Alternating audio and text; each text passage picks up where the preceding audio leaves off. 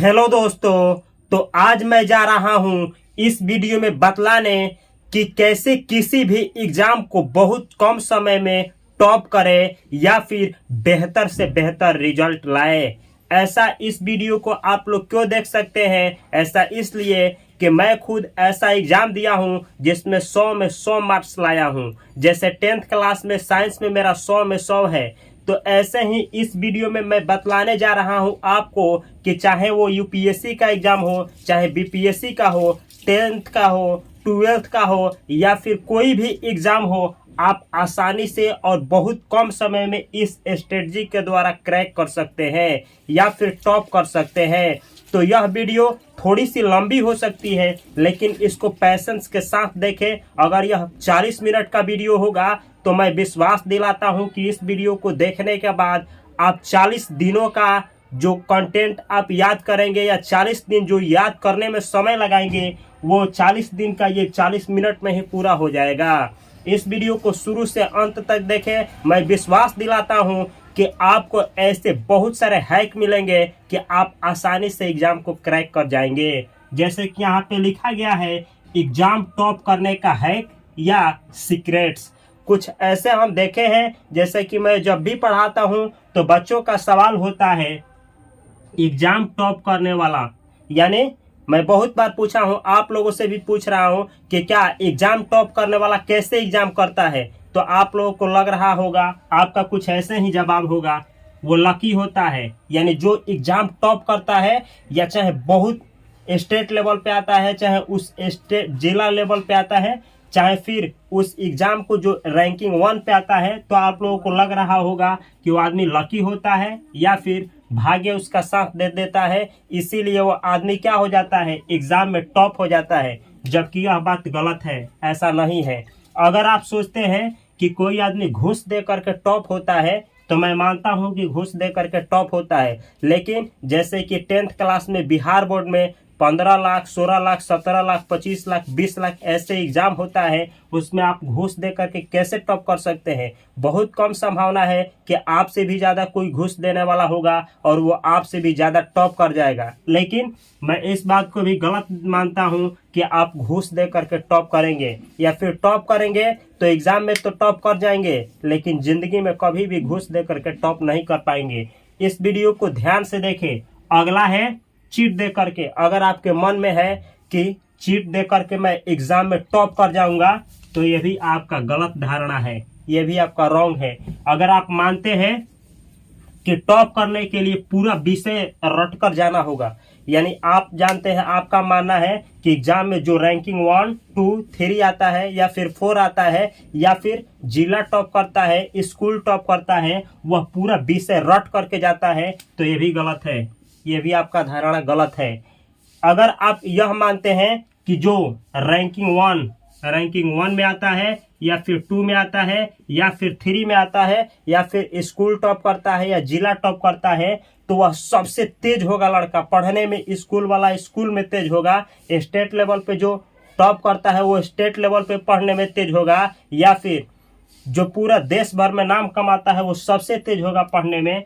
तो ये भी धारणा गलत है, ये भी विचार आपका गलत है। फिर सही क्या है, वो लड़का कैसे प्रिपरेशन किया होता है, कैसे कोई भी आदमी कम समय में बहुत बेहतर रिजल्ट लाता है। यहाँ पे कुछ आप लोगों को फ्रेमवर्क दे रहा हूँ, इसको आप भी अपनाइए। मैं विश्वास दिलाता हूँ कि आप भी बेहतर से बेहतर रिजल्ट लाएंगे। जैसे कि यहाँ लिखे हैं हम एग्जाम हैक। एग्जाम हैक का मतलब हुआ इस तरीके से प्रिपरेशन कि आप कभी भी सेकेंड डिवीजन या थर्ड डिवीजन या फिर फर्स्ट डिवीजन से नीचे आएंगे ही नहीं। कभी भी आएंगे तो बेहतर ही रिजल्ट आएगा। जैसे कि पहला है आपका गोल। सबसे पहला काम क्या करना है, जब ये सब गलत है तो आखिर सही क्या है, कैसे कोई भी टॉप आदमी या कैसे कोई आदमी कम समय में बहुत बेहतर रिजल्ट लाता है, यही उसका स्ट्रेटजी है। स्ट्रेटजी क्या है? सबसे पहला है मेक गोल। सबसे पहला है कि आप गोल बनाइए। गोल का मतलब हुआ, जैसे आपका 400 नंबर का एग्जाम होने वाला है और आप ये गोल बनाते हैं कि 400 में 400 नंबर हमको लाना ही है, 400 में 400 नंबर लाना है। तो सबसे पहले आप गोल बनाइए, कितना आपको नंबर चाहिए। 300 चाहिए, 400 चाहिए, 250 चाहिए, 500 चाहिए। पहले अपना वेटेज देखिए कि कितना नंबर का एग्जाम होता है और कितना लाना कंपलसरी है और आप कितना लाना चाहते हैं। सबसे पहला है आप गोल बनाइए कि इतना नंबर हमको चाहिए ही चाहिए। ठीक है, पहला है ये, नोट कर लेना है। सेकंड नंबर, सेकंड क्या करना है, नो योर होल सिलेबस। सबसे पहले गोल बनाने के बाद अपने सिलेबस को जाने। सिलेबस का मतलब हुआ आपको पढ़ना क्या है। जैसे एजे के रूप में हम दिए हैं, जैसे आपको मानिए कि आप जिस भी एग्जाम को देने वाले हैं, आपको हिंदी पढ़ना है, आपको इंग्लिश पढ़ना है, आपको मैथ पढ़ना है, आपको साइंस पढ़ना है। ये 4 सब्जेक्ट आपको पढ़ना है। यहाँ पे उदाहरण के लिए मैं दिया हूँ, समझने के लिए। आप जो भी एग्जाम देने वाले हैं, इसी तरीके से आप अपने सब्जेक्ट को पहले जानेंगे कि ये इतना सब्जेक्ट पढ़ना है, उसको आप नोट डाउन कर लेंगे। उसके बाद आपका सेकंड काम क्या है कि आप ऐसे आदमी से मिलेंगे जो आपके सिलेबस को बतलाए कि बाबू ये पढ़ना होता है और इस तरीके से तैयारी करना होता है। इसको जानने के लिए आप क्या करेंगे, सब्जेक्ट आप जान गए कि ये पढ़ना है। अब आपको क्या करना है, पढ़ना तो सब है, लेकिन कैसे पढ़ना है इसको पता करने के लिए आप जाएंगे किसी मेंटोर के पास। मेंटोर का मतलब हुआ गुरु। आप किसी गुरु के पास जाएंगे, किसी एक्सपर्ट के पास जाएंगे, वैसे आदमी के पास जाएंगे जो ये सब सब्जेक्ट को पढ़ाता है, और उसको किताब दे देंगे और बोलेंगे कि सर इसमें जो जो टॉपिक आता है एग्जाम में, जो आता ही आता है, जो सबसे ज्यादा बार पूछा जाता है, या फिर वो टॉपिक जहां से एग्जाम में पूछा जाता है, केवल उसी टॉपिक को आप अंडरलाइन करिए, केवल उस टॉपिक को अंडरलाइन करिए। और क्या करिए, सेकंड नंबर, आप अंडरलाइन करने के बाद से जो भी बाकी बच गया उसको आप छोड़ दीजिए। केवल क्या करना है, जो पूछा जाता है उसी को अंडरलाइन कर लेना है। अगर ये संभव नहीं है तो दूसरा तरीका है, आप क्या करिए, प्रीवियस पेपर आप 4 साल का, 5 साल का, 6 साल का, 10 साल का, जितना साल का पहले एग्जाम का पेपर है उसको इकट्ठा करिए और देखिए कि किस टॉपिक से एग्जाम में पूछा गया है। हिंदी में क्या पूछा गया है, हिंदी वाले पेपर से पता करिए। इंग्लिश में क्या पूछा गया है, इंग्लिश वाले पेपर से। मैथ में क्या पूछा गया है, मैथ वाले पेपर से। और साइंस में क्या पूछा गया है, साइंस वाले पेपर से। आप पूरा होल डिटेल जानकारी लीजिए। यह भी संभव नहीं है तो आप मॉडल सेट, आप कोई भी दुकान से मॉडल सेट खरीद सकते हैं, मॉडल पेपर खरीद सकते हैं, और उसमें देखिए कि किस तरीके से, किस टॉपिक से और किस तरीके का क्वेश्चन पूछा जा रहा है। मॉडल सेट लाइए और देखिए कि कहाँ से पूछा गया है। फिर अपने आप सब सिलेबस को पलटिए, सिलेबस में पलट करके टॉपिक मिलाइए कि किस टॉपिक से पूछा जा रहा है, किस टॉपिक से पूछा जा रहा है। ऐसे बहुत कम समय में जितना जल्द हो सके आप हिंदी का भी देख लीजिए, इंग्लिश का भी देख लीजिए, मैथ का भी देख लीजिए और साइंस का भी देख लीजिए, और अंडरलाइन कर लीजिए कि मॉडल सेट में यहाँ से पूछा जा रहा है या फिर प्रीवियस पेपर में यहाँ से पूछा जा रहा है। ये 2 हैक है जिसको आप कर लेते हैं तो बहुत और बहुत कम समय में ही आप बेहतर तैयारी कर सकते हैं। आगे देखा जाए कि और आप क्या करेंगे तो बेहतर से बेहतर रिजल्ट लाएंगे। अगला है, जैसे हिंदी के लिए आपको समझा रहे हैं, केवल इसके लिए आप जैसे इसको बतलाएंगे उसी तरीके से सबके लिए लागू करेंगे। मैं विश्वास दिलाता हूं कि आप कभी भी सेकेंड डिवीजन या फेल होंगे ही नहीं।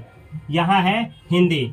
सबसे पहले जैसे मानिए कि आपको हिंदी में ऑल चैप्टर, मानिए कि आपको 20 चैप्टर पढ़ना है, 20 चैप्टर पढ़ना है। और आप क्या किए, आप किसी गुरु के द्वारा या फिर प्रीवियस पेपर के द्वारा आप 20 चैप्टर में से टॉपिक निकालें कि कितना टॉपिक है जहां से सबसे ज्यादा बार एग्जाम में पूछा ही गया है, अच्छा है, ज्यादा पूछा ही जाता है। ऐसे 20 चैप्टर में से आपके पास 100 टॉपिक निकला। 100 टॉपिक वो टॉपिक है जहां से एग्जाम में पूछा ही जाता है।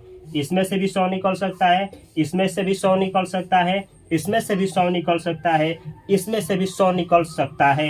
केवल एक का उदाहरण देकर के आपको समझा रहे हैं। मानिए कि आपको हिंदी में 20 चैप्टर कुल पढ़ना है, उसमें से कितना टॉपिक पढ़ना है, 100, जहां से सबसे ज्यादा एग्जाम में आता ही है। अब क्या करना है, आप अगला है तीसरा रूल जो कि आपको लागू करना है, पैरेटो प्रिंसिपल। पैरेटो प्रिंसिपल, अब आपको पैरेटो प्रिंसिपल वहां पे लागू करना है। ये पैरेटो प्रिंसिपल आप वहां पे लागू करेंगे तो बहुत कम समय में ही बेहतर रिजल्ट आ जाएगा। जैसे आप करेंगे क्या कि ये 100 टॉपिक पढ़ना है, अब आप देखेंगे उसमें से पेरेटो प्रिंसिपल कहता है 80-20 परसेंटेज रूल। इसका मतलब हुआ कि 80-20 परसेंटेज रूल कहता है कि इस 100 टॉपिक है, 100 टॉपिक में से 20 ऐसे टॉपिक होंगे जहां से 80 नंबर का क्वेश्चन पूछा जाता होगा। 100 में से 20 ऐसे टॉपिक होंगे जहां से 80 नंबर का आपका क्वेश्चन पूछा जाता होगा। और इसमें से बचा कितना, 20 निकालने के बाद से बचा 80 टॉपिक। 80 टॉपिक ऐसे होंगे जिससे केवल और केवल मात्र 20 नंबर का ही एग्जाम में क्वेश्चन आता होगा। आपको पढ़ना क्या है, केवल ये 20 टॉपिक, केवल ये 20 टॉपिक पढ़ करके जाना है जहां से 80 नंबर का क्वेश्चन आता है। जैसे कि आप देख सकते हैं कि इसमें बहुत सारा ऐसा चैप्टर होगा, 20 में से एक ही चैप्टर होगा जहां से ज़्यादा नंबर का पूछा जाता होगा, या फिर उसके अंदर में कोई ऐसा टॉपिक होगा जहां से सबसे ज़्यादा नंबर का क्वेश्चन पूछा जाता है। इस तरीके से आप 80 में से 20 टॉपिक को वो निकालेंगे जहां से 80 नंबर का क्वेश्चन पूछा जाता है, और केवल आप इसी का तैयारी करेंगे, सबसे ज़्यादा इसी का तैयारी करेंगे। जब भी आपको टाइम मिलेगा इसी पे आप ध्यान लगाएंगे। समझ में नहीं आया तो दूसरे तरीके से ये पेरेटो प्रिंसिपल को समझिए। जैसे एक दुकानदार है, यहाँ पे हम समझा रहे हैं, एक दुकानदार है, इसमें 100 सामान रखा है, वो 100 सामान रखा है। 100 में से 20 ऐसे सामान है जिसको बेचता है तो 80,000 रुपया वो कमा लेता है, 80,000 रुपया कमाता है। 100 सामान है, उसमें से 20 ऐसे सामान है जिसको बेच करके वो महीने का 80,000 रुपये कमाता है। लेकिन इसमें से 80 ऐसे सामान है जिसको बेचता है तो केवल 20,000 रुपये कमाता है। इस दुकानदार के पास 100 सामान है, 100 में से 20 को बेचने पे 80,000 कमाता है, और 100 सामान में से 80 सामान को बेचने के बाद 20,000 कमाता है। तो आपको क्या करना है, ये जो 80 सामान है उसको कैंसिल कर देना है, हटा देना है, स्टोर में से ही समाप्त कर देना है। आपको केवल इस दुकान को किससे भरना है, केवल और केवल इस 20 सामान से। यहीं से आपको रिजल्ट मिलेगा। सेम यही है पेरेटो प्रिंसिपल जो कि आपको यहाँ पे लागू करना है। 100 टॉपिक में से 20 टॉपिक निकालिए जहाँ सबसे ज़्यादा क्वेश्चन पूछा जाता है, वहीं केवल पढ़िए और बाकी को साइड कर लीजिए। आपके पास कम समय है तो यही वो कारण है, जैसे कि आपने सुना होगा कि कोई लड़का साल भर से पढ़ रहा है, 365 दिन से तैयारी कर रहा है और उसका एग्जाम में बहुत कम नंबर आया। और कोई लड़का होता है जो 3 ही महीना पढ़ता है और उससे भी ज़्यादा नंबर ला देता है। एक ही रीजन है, जो कम समय में ज़्यादा नंबर लाया है उसको ये पता है कि एग्जाम में क्या पूछा जाता है और क्या नहीं पूछा जाता है, यानी क्या पढ़ना है और क्या नहीं पढ़ना है। और वो जो साल भर पढ़ने के बाद भी पीछे रह जाता है, वो उसको पता ही नहीं होता है कि क्या पढ़ना है और क्या नहीं पढ़ना है। तो वो क्या करता है, पूरा विषय ही रटता रह जाता है, पूरा रट्टा लगाता ही रह जाता है और एग्जाम में बैठता है तो कन्फ्यूजन से गलत करके चला आता है, या फिर उसको टेंशन रहता है कि कैसे हम एग्जाम देंगे, कहाँ से पूछा जाएगा। जबकि जो लड़का इस स्ट्रेटजी को अपनाया होता है वो जानता है कि एग्जाम में कहाँ से आने वाला है और किस तरीके का टॉपिक से क्वेश्चन आने वाला है, क्वेश्चन किस तरीके से पूछे जाने वाला है। तो केवल और केवल ये जो 20 टॉपिक होता है और 80 नंबर का, इस तरीके से वो प्रिपरेशन किया होता है और एग्जाम में जाकर के बहुत कम ही समय में बेहतर रिजल्ट ला पाता है। तो इसको ध्यान में रखना है। अगला है कि मेक डेली स्टडी रूल, मतलब आपको रूटीन बनाना है। रूटीन डेली के लिए, ज़्यादा नहीं, 1 घंटा के लिए बनाइए या फिर 45 मिनट के लिए बनाइए या फिर आप 1.5 घंटा के लिए बनाइए। इस तरीके से रूटीन बनाएंगे, सब्जेक्ट लिखेंगे, उसके बाद टाइम। जैसे रूटीन किस तरीके से बनाना है, मानिए कि यही आपका सिलेबस में पढ़ना है और आपको इन सब्जेक्ट में सबसे कम ये है, कमजोर हैं आप। मैथ में आपको डर है कि इसमें फेल होंगे, अच्छा है मैथ आपको समझ में नहीं आता है, तो रूटीन जब बनाएंगे तो मैथ को 1 नंबर पे रखेंगे, 1 नंबर पे। इसके बाद से हम मानते हैं कि आपका साइंस कमजोर है, साइंस, तो रूटीन बनाएंगे तो इसको 2 नंबर पे रखेंगे। इस तरीके से 3 नंबर पे उसको रखेंगे जो इससे थोड़ा कम समझ में आता है। फिर रैंकिंग से चारों कर लेंगे, टॉप पे उसको रखेंगे जो पूरा समझ में नहीं आता है। और जब आप पढ़ना शुरू करेंगे तो क्या करेंगे, 1 घंटा इसको पढ़ेंगे किसी भी तरीके से। आप सेट से पढ़िए, बुक से पढ़िए, यूट्यूब पे किसी टीचर का वीडियो देख करके पढ़िए, किसी कोचिंग में पढ़िए, या किसी मेंटर के गाइड में पढ़िए, या आप खुद से ही सेल्फ स्टडी करिए। 45 मिनट डेली देना ही है, या फिर 1 घंटा डेली इसको देना ही है। फिर इसी तरीके से 4 सब्जेक्ट है तो चारों को 1-1 घंटा देना है। अपने टाइम के अनुसार टाइम बना लेना है, जैसे कि 2 से 3 बजे तक ये पढ़ेंगे, 4 से 5 बजे तक ये पढ़ेंगे। इस तरीके से जितना भी सब्जेक्ट है आप बनाइए। अब बनाने के बाद से उसको डेली उस टाइम पे, चाहे दुनिया में आग लग जाए, आपको उस टाइम पे बैठ करके अपना स्टडी करना है, अपने होमवर्क को पूरा करना है, अपने SW को पूरा करना है, अपने क्वेश्चन बैंक को बनाना है, अपने सिलेबस को तैयारी करना ही है। अगला है आप ये करने लगे। बहुत सारे लड़के बोलते हैं कि ये सब करने के बाद भी हम भूल जा रहे हैं कि हमको क्या पता है क्या नहीं है, या फिर क्वेश्चन करने पे आंसर नहीं दे पा रहे हैं। उसका एक ही कारण है रिकॉल टेक्निक। ये रिकॉल टेक्निक क्या है आपको बतलाने जा रहा हूँ। इसको आप अप्लाई करिए। मैं विश्वास दिलाता हूँ कि जो भी आप याद करेंगे वो कभी नहीं भूलेंगे। आप जैसे 1 घंटा मैथ पढ़ें, 1 घंटा पढ़ने के बाद 10 से 15 मिनट आराम से बैठिए। बैठने के बाद ये सोचिए कि आज मैंने क्या पढ़ा, जैसे कौन सा फार्मूला याद किया, वो क्वेश्चन बनाने के कौन कौन सा स्टेप था, और कैसे काटने के बाद आंसर आ रहा है, ये आपको जानना है। ठीक है, यही रिकॉल टेक्निक है कि जो भी आप सब्जेक्ट पढ़ें, जैसे चारों पढ़ें, तो जब भी पढ़े 15 मिनट आप रिकॉल करें कि मैंने आज ये सीखा, इस सब्जेक्ट में ये, इस सब्जेक्ट में ये, और इस सब्जेक्ट में ये रिकॉल टेक्निक बोलता है कि इस तरीके से आप हमेशा करते रहिए। और ये याद रखना है कि आज मैथ आप यहाँ से पढ़कर यहाँ तक गए, तो अगले दिन जब बैठे तो यहाँ से पढ़े यहाँ तक, अगले दिन बैठे तो यहाँ से यहाँ तक, अगले दिन बैठे तो यहाँ से यहाँ तक। ये नहीं कि आप 1-2 दिन गैप मार दिए तो फिर ये खत्म हो जाता है, फिर ये कुछ भी काम नहीं करता है। आप डेली बैठिए, कम ही बैठिए, लेकिन स्टडी जरूर करिए, और फोकस के साथ पूरा 100% फोकस दे करके पढ़ना है। नहीं तो फिर आप रिकॉल नहीं कर पाएंगे, फिर यह आपके लिए कुछ भी काम नहीं करेगा। अगला है, जैसे आप रिकॉल टेक्निक क्यों इस्तेमाल में लाना है आपको समझा रहे हैं। कैसे आप याद करेंगे तो याद हो जाएगा। जैसे आपके घर से मान लीजिए कि 5 किलोमीटर दूर जाना है, और दूर जाना है, आप ये रोड है और यहाँ से आप चले हैं, यहाँ आपको जाना है 5 किलोमीटर दूर।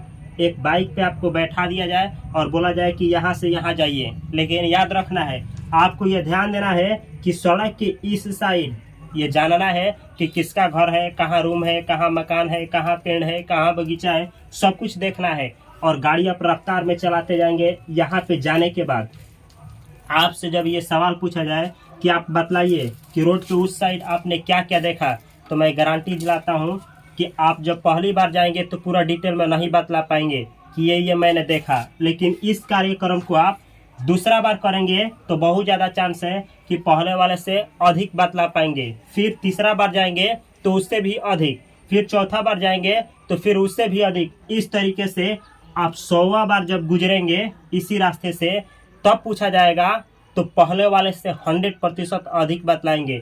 आप स्टेप बतलाने लगेंगे कि यहाँ पे ये है, यहाँ पे ये है, यहाँ पे ये है, यहाँ पे ये है, और आप सब कुछ बतलाने का समर्थ रखेंगे। तो ये रिकॉल टेक्निक बोलता है कि ये जो रूटीन है इसको डेली और डेली, जैसे सब्जेक्ट खत्म हो गया फिर इसी को लागू करिए, फिर सब्जेक्ट खत्म हुआ फिर इसी को लागू करिए, फिर ऐसे ही रिकॉल करते रहिए और इस रूटीन को पालन करते रहिए। बार बार करने से, जैसे यहाँ पे आप सब कुछ 100 बार करने के बाद या 50 बार यहाँ से गुजरने के बाद आप सब कुछ बतलाने लगते हैं, वैसे ही किसी भी सब्जेक्ट को कई बार पढ़ने के बाद आप उसका एक दिन मास्टर हो जाते हैं।